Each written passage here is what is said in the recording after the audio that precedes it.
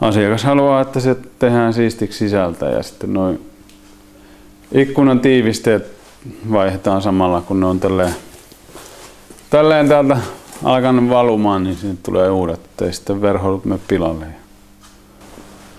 Aika harvinainen peli, että näitä on ihan kiva tehdä. Mä oon syntynyt semmonen autokärpänen suussa tai suvussa, että mä tykkään tehdä autoja. Ja nyt tällä hetkellä sitten niin ihan kiva, että saa tehdä niin kuin asiakkaallekin. Nämä penkit tässä jo irrallaan. Nämä on tämän näköisiä, mitä siihen niin kuin sitten aletaan tekemään. Ja tässä on takapenkki ja se on niin kuin se siinä lähtötilanne ja etupenkit on sitten tässä näin. Toinen on tämmönen luksusmalli, eli se menee noin niin kuin taittuu, että takapenkille pääsee, ja toinen on sitten tämmönen kiinteä. Sitten tämä auto on täältä sisältä, niin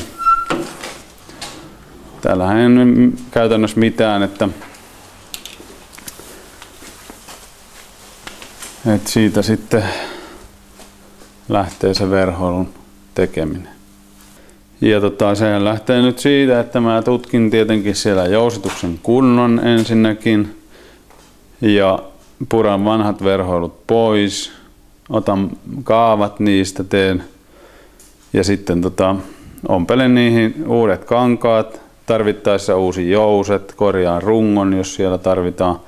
Tässä on puurunko näissä penkeissä, etupenkit taisi olla metallia, mutta että jos se on puuta, niin puuosat korjataan ja